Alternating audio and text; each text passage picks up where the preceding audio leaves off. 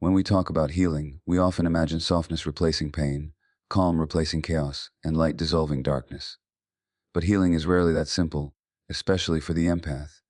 The empath has learned to survive by feeling others more than themselves, by scanning emotional environments for danger, by becoming indispensable in order to feel safe. So when healing begins, it does not turn the empath into a saint, a savior, or an endlessly giving presence. It turns them into something far more unsettling to the world that once benefited from their self-abandonment. A healed empath does not disappear into love, they emerge into truth. They stop mistaking suffering for virtue. They stop confusing loyalty with endurance. And what they become is often misunderstood, mislabeled, even feared. Because healing does not make them nicer, it makes them real. When we talk about healing, we often imagine softness replacing pain, calm replacing chaos, and light dissolving darkness. But healing is rarely that simple, especially for the empath. The empath has learned to survive by feeling others more than themselves, by scanning emotional environments for danger, by becoming indispensable in order to feel safe. So when healing begins, it does not turn the empath into a saint, a savior, or an endlessly giving presence. It turns them into something far more unsettling to the world that once benefited from their self-abandonment. A healed empath does not disappear into love, they emerge into truth. They stop mistaking suffering for virtue. They stop confusing loyalty with endurance. And what they become is often misunderstood, mislabeled, even feared, because healing does not make them nicer, it makes them real. Healing does not make the empath softer, and this is where the confusion begins. For a long time, softness was not a choice but a survival strategy. The empath learned early that attunement was safety, that reading moods prevented harm, that becoming emotionally available reduced chaos. This softness was not weakness, but it was adaptive, shaped by environments where the empath had to remain open in order to belong. When healing begins, that openness does not disappear, but it is no longer indiscriminate. The empath stops bleeding into every room they enter. They stop making themselves permeable to emotional intrusion. What emerges instead is solidity. A healed empath feels their feelings without drowning in the feelings of others. This is not numbness, but differentiation. They know where they end and where another begins. In childhood, that boundary was often blurred. The empath might have learned that their role was to regulate the emotional climate, to stabilize others at the cost of themselves. Healing interrupts this pattern. It teaches the nervous system that connection does not require self-erasure. The empath begins to inhabit their body fully, to notice tension, fatigue, resentment, and to treat these signals not as flaws but as information. This solidity is often misinterpreted. People who once experienced the empath as endlessly accommodating may now experience them as distant, cold, or changed. In truth, the empath has not become less loving. They have become less accessible to exploitation. They no longer rush to fill emotional voids that are not theirs. They pause, they assess, they choose. This choosing is new, and to those accustomed to the empath's reflexive giving, it can feel like rejection. Healing brings a kind of grounded presence that does not perform empathy to be seen as good. The healed empath does not need to prove their worth through emotional labor. They listen without absorbing. They care without rescuing. They witness without fixing. This requires strength, not hardness, because it means tolerating the discomfort of letting others experience their own emotions without interference. It means trusting that love does not have to be earned through sacrifice. The empath's nervous system begins to reorganize itself around safety rather than vigilance. Hyper-awareness softens into awareness. The constant scanning for emotional shifts quiets. The empath no longer lives in anticipation of other people's needs. This creates an internal stillness that can feel unfamiliar at first, even unsettling. For some empaths, chaos felt like connection. Healing dismantles that association. Peace no longer feels like abandonment. As the empath becomes solid, their presence changes. They speak less but with more weight. They react less but respond with clarity. Their yes is slower, their no is cleaner. They no longer apologize for existing as a separate being. This is not arrogance, it is integration. The empath integrates their sensitivity with self-respect. They stop collapsing under emotional pressure. They stand. And standing can be threatening to those who relied on the empath's flexibility. The healed empath does not argue their boundaries. They do not over-explain. They do not negotiate their limits in the hope of being understood. Their solidity is quiet, but it is firm. It comes from an internal alignment where their feelings, values, and actions no longer contradict each other. This is what healing looks like when it is embodied. not constant gentleness, not endless patience, but an empath who is anchored in themselves, who can remain open without being porous, who can love without disappearing, who can be present without being consumed. A healed empath no longer feels responsible for other people's emotions, and this shift can feel almost disorienting at first. For much of their life, emotional responsibility was not a conscious choice, but an unconscious burden. The empath learned early that other people's moods mattered more than their own, that harmony had to be maintained, that distress in others was somehow their fault or their task to fix.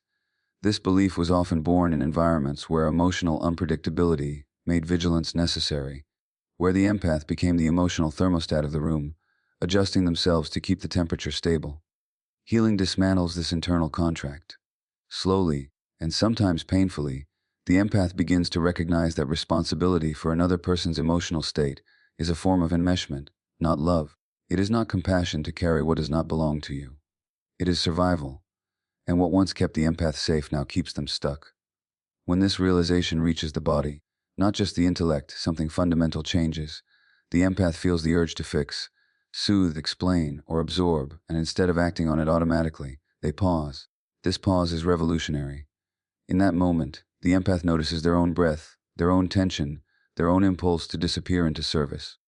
They begin to ask an unfamiliar question: is this mine? Not every feeling they encounter requires a response. Not every discomfort needs intervention. Healing teaches the empath that other people are allowed to feel disappointed, frustrated, angry, or sad without it being a failure on the empath's part. This is not indifference. It is respect for emotional autonomy. At first, guilt often arises. The empath may feel selfish, cruel, or uncaring for not stepping in. This guilt is not evidence of wrongdoing. It is the echo of conditioning. The nervous system learned long ago that emotional withdrawal equaled danger. Healing involves teaching the body that it is safe to let others manage their inner world. The empath stays present without taking over. They listen without carrying. They remain connected without collapsing. As this pattern dissolves, relationships begin to change. Some deepen, becoming more mutual and grounded. Others strain or fall away. People who unconsciously relied on the empath to regulate their emotions may resist this shift. They may accuse the empath of being distant or changed. In reality, the empath has stopped over-functioning. They have stopped confusing emotional labor with love. They have stopped performing empathy to maintain connection. A healed empath understands that empathy does not require self-sacrifice. Feeling with someone does not mean feeling for them. The empath can acknowledge pain without absorbing it, can offer presence without solutions, can care without taking responsibility for outcomes they cannot control. This distinction is subtle but profound. It returns agency to everyone involved. The empath no longer positions themselves as the emotional caretaker of others' inner lives. There is a quiet confidence that emerges here. The empath trusts that people are capable of handling their own feelings. They trust that relationships can survive discomfort. They trust themselves enough to tolerate disapproval without self-abandonment. This trust was often missing in childhood, where emotional chaos demanded intervention. Healing restores it. With this shift comes relief. The constant weight of emotional vigilance lifts. The empath's body softens. Chronic tension eases. Exhaustion recedes. Emotional space opens up, not because the empath cares less, but because they are no longer crowded by what was never theirs to hold. Their energy becomes available for creativity, rest, curiosity, and genuine connection. The healed empath still feels deeply, but they no longer feel obligated to carry what others refuse to carry themselves. They no longer rush to soothe discomfort to avoid conflict. They allow emotions to move through the room without inserting themselves as the solution. This is emotional maturity, not detachment. In this state, the empath becomes a grounded witness rather than an emotional sponge. They model self-responsibility without preaching it. They demonstrate that compassion can coexist with boundaries, that love does not require depletion, that connection does not demand self-erasure. And in doing so, they finally step out of the role that once defined them and into a presence that is whole, differentiated, and free. Compassion remains, but self-betrayal ends. This is one of the most misunderstood outcomes of healing for the empath. Many people believe that if the empath stops overgiving, stops tolerating harm, stops excusing behavior that hurts them, they must have become less compassionate. In truth, what disappears is not compassion but the compulsion to abandon oneself in order to preserve connection. The empath once believed that love required endurance. That understanding meant self-silencing. that being kind meant absorbing what should never have been theirs to hold. Self-betrayal often began early, long before the empath had language for it. The child learned that expressing needs caused tension, that having boundaries led to withdrawal, that authenticity threatened attachment. To stay connected, they learned to adapt, to minimize, to rationalize pain. Compassion became a strategy for survival rather than a freely chosen value. Healing disentangles compassion from fear. It returns it to its rightful place as a response, not a reflex. As healing progresses, the empath notices the familiar pull to excuse behavior that harms them. They feel the old urge to understand, to contextualize, to explain away someone else's actions. And then something different happens. They still understand, but they no longer override their own experience. Insight no longer cancels impact. The empath can see another person's trauma without allowing it to justify mistreatment. This is a profound shift. It signals that compassion has matured into discernment. The healed empath allows empathy to coexist with self-respect. They no longer frame endurance as strength. They no longer confuse patience with tolerance of the intolerable. When a boundary is crossed, they feel it in the body, not just the mind. There is a tightening, a clarity, a quiet internal no, and instead of talking themselves out of that signal, they listen. They act in alignment with it, sometimes gently, sometimes firmly, but always honestly. This does not make the empath harsh. It makes them congruent. Their inner world and outer behavior begin to match. They stop saying yes while feeling no. They stop smiling while feeling hurt. They stop staying silent while resentment accumulates. Compassion that once flowed outward at the expense of the self now includes the self as well. This inclusion is not selfish, it is corrective. People accustomed to the empath's self-betrayal may struggle with this change. They may accuse the empath of being selfish, cold, or unloving. But what they are really encountering is an empath who no longer prioritizes harmony over truth. The healed empath understands that false peace requires someone to disappear, and they are no longer willing to be the one who vanishes. Compassion without self-betrayal has a different texture. It is quieter, steadier, less dramatic. It does not rush to rescue or fix. It does not overextend to prove worth. It allows space for accountability. The empath can now say, I understand why you are the way you are, and I will not allow this in my life. These two truths no longer feel contradictory. They coexist without tension. As this integration deepens, the empath experiences a sense of internal safety that was previously missing. They no longer need to justify their pain in order to honor it. They no longer need permission to protect themselves. Their compassion becomes cleaner, less entangled with fear of abandonment or rejection. It flows from choice rather than obligation. This is where real freedom emerges. The empath remains emotionally available, but no longer emotionally available at their own expense. They stop negotiating their worth through tolerance. They stop confusing love with sacrifice. And what replaces self-betrayal is not hardness, but a grounded, embodied care that includes clear limits, honest responses, and the courage to let go of relationships that require them to abandon themselves. The empath stops, seeking safety through usefulness. And this is one of the most destabilizing yet liberating shifts in healing. For much of their life, being needed was synonymous with being safe. The empath learned that usefulness secured connection, that value came from contribution, that love was conditional upon how much they could give, fix, or carry. This belief did not emerge from vanity but from necessity.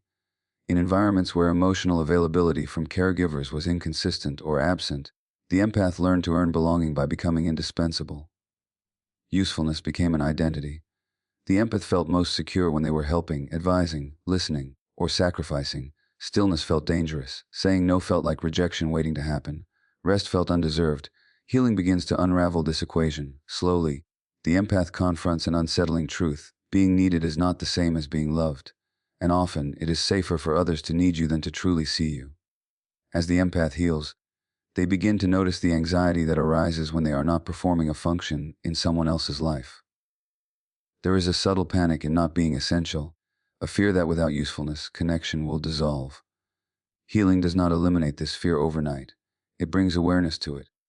The empath learns to sit with the discomfort of not intervening, not offering solutions, not proving their worth through action. This is where safety is redefined. Safety no longer comes from external validation or dependence.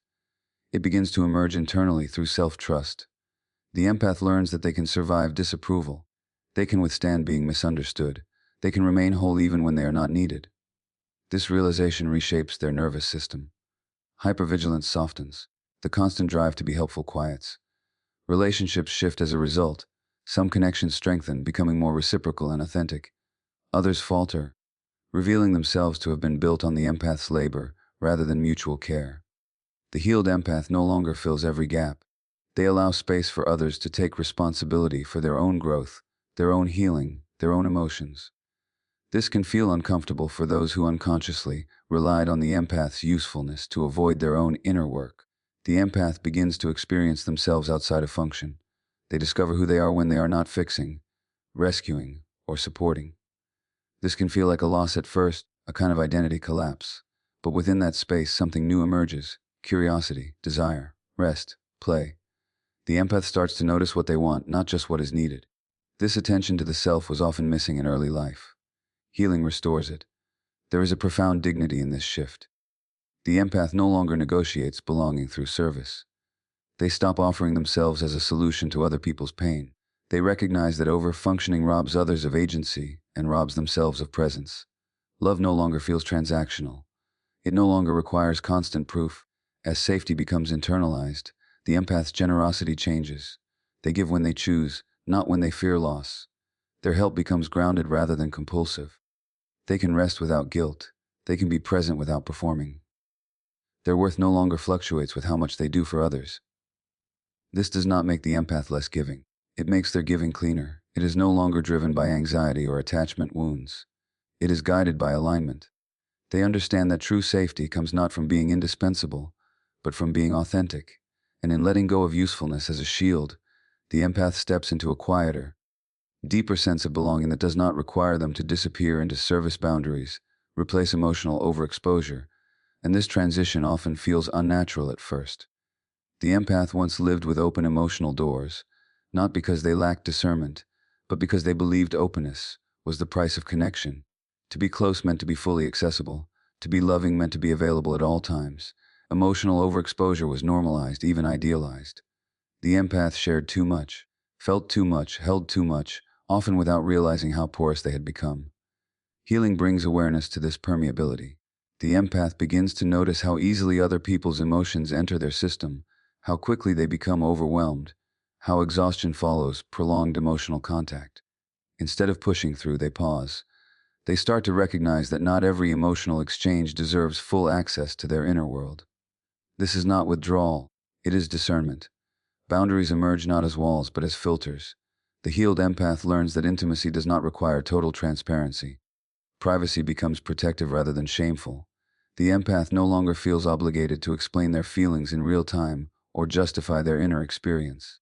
They choose what to share, when to share, and with whom. This choice restores a sense of agency that was often missing in early relationships.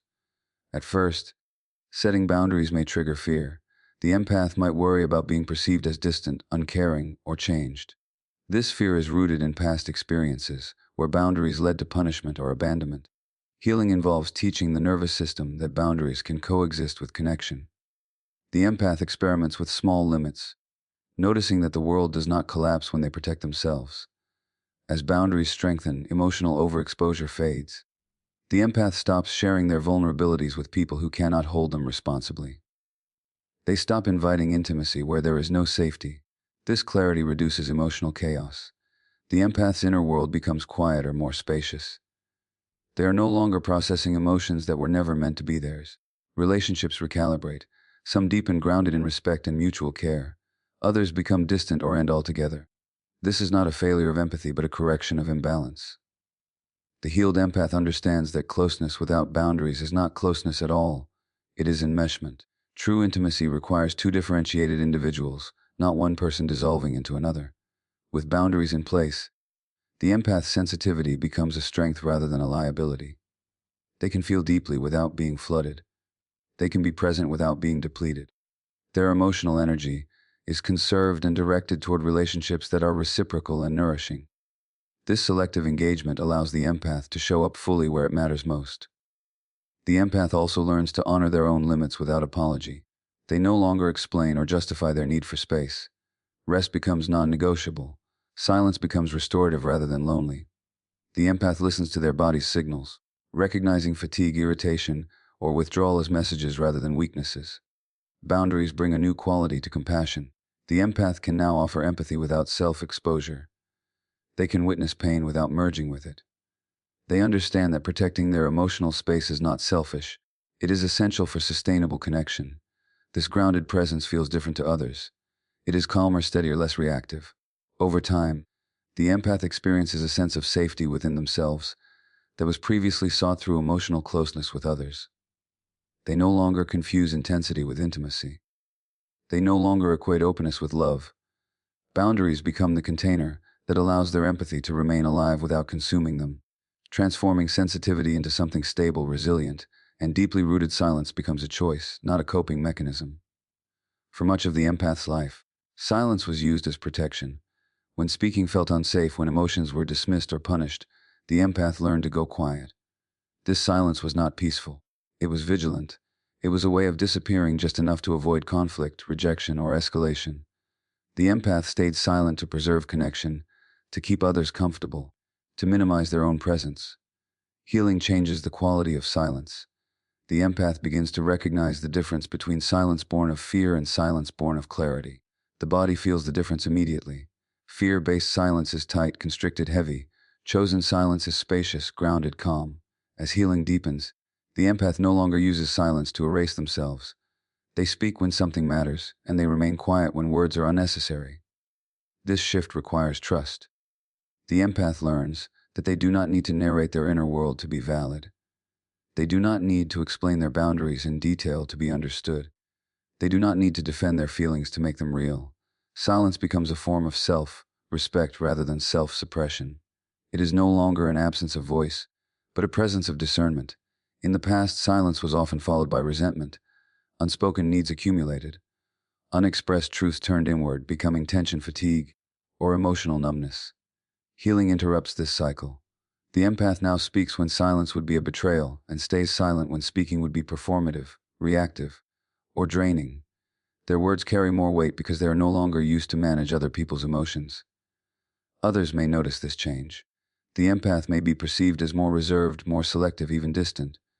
In reality, the empath is no longer filling space out of anxiety. They are comfortable with pauses. They allow conversations to breathe. They do not rush to smooth discomfort or resolve tension prematurely. This can feel unsettling to those who relied on the empath's constant verbal reassurance. Chosen silence also protects the empath's energy. They no longer engage in conversations that require them to justify their reality or prove their worth. They step back from emotional debates that go nowhere. They recognize when explanation becomes a form of self-abandonment.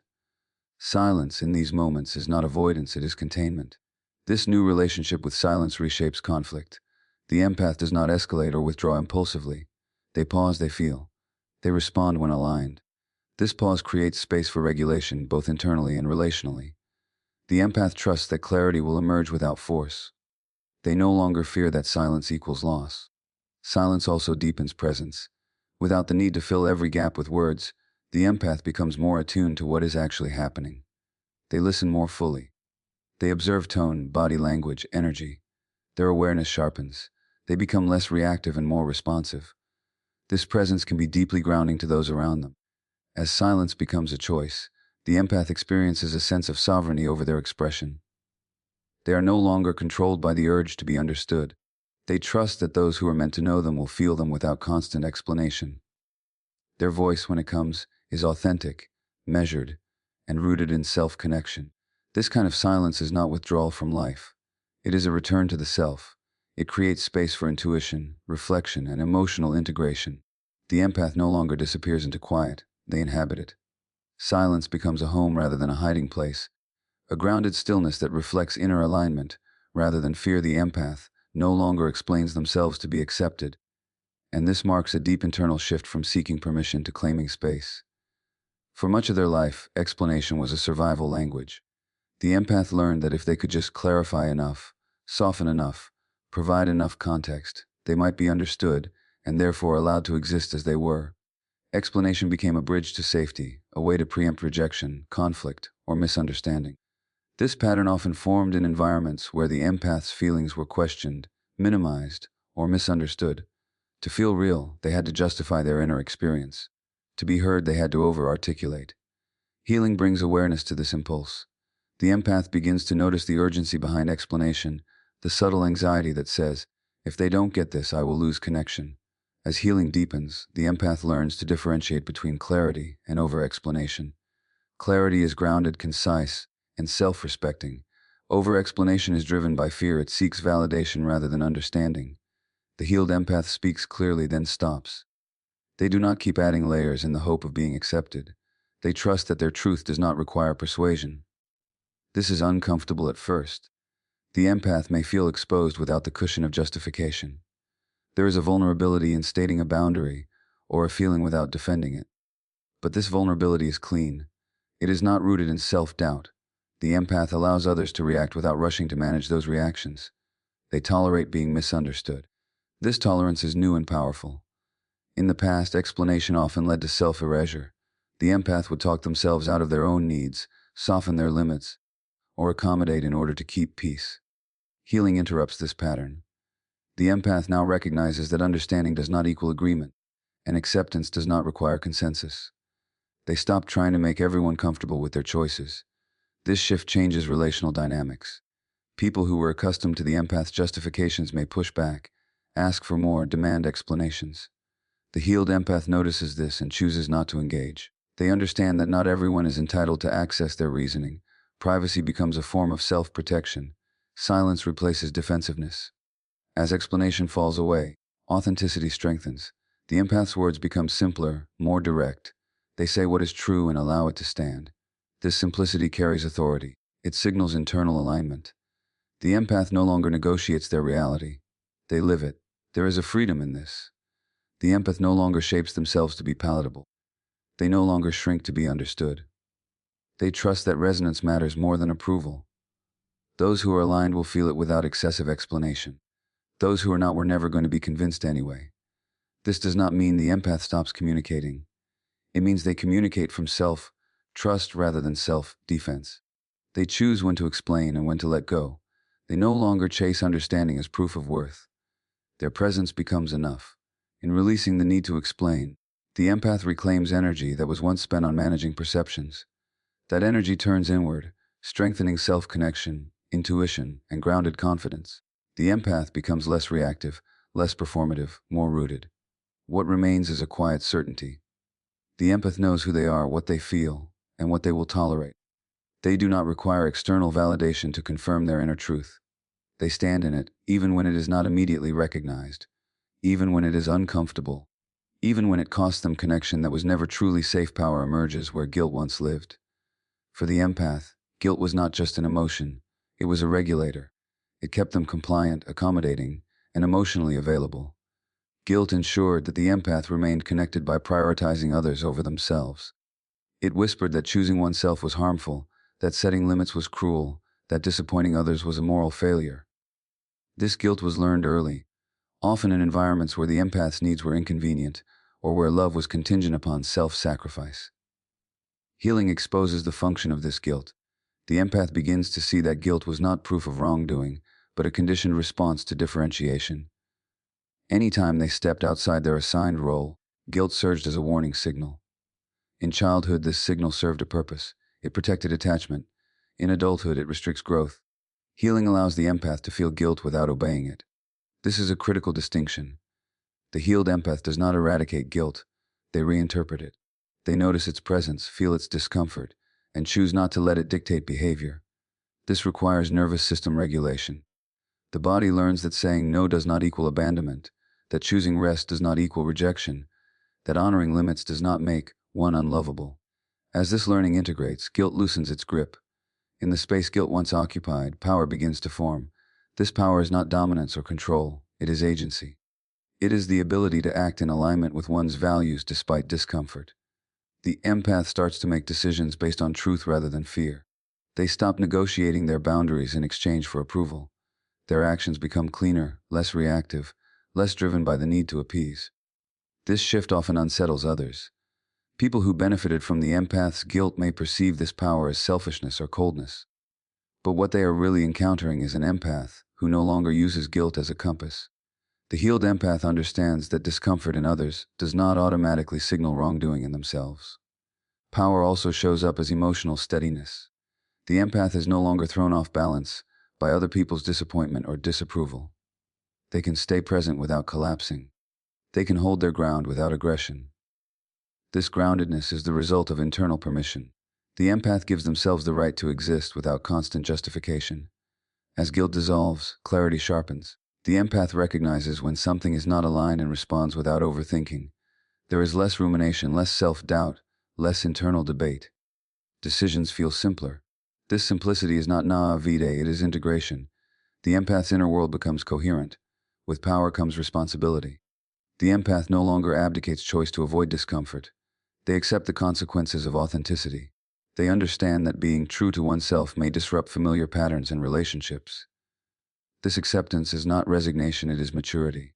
The empath's power is quiet but unmistakable. It does not seek validation, it does not announce itself. It is felt in presence, in consistency, in the absence of self-betrayal. Others sense it even if they cannot name it. The empath no longer operates from obligation. They operate from alignment. Where guilt once dictated behavior, self-trust now leads. The empath moves through the world with an internal authority that cannot be taken away. They choose themselves without apology, not because they lack compassion, but because they finally include themselves in it.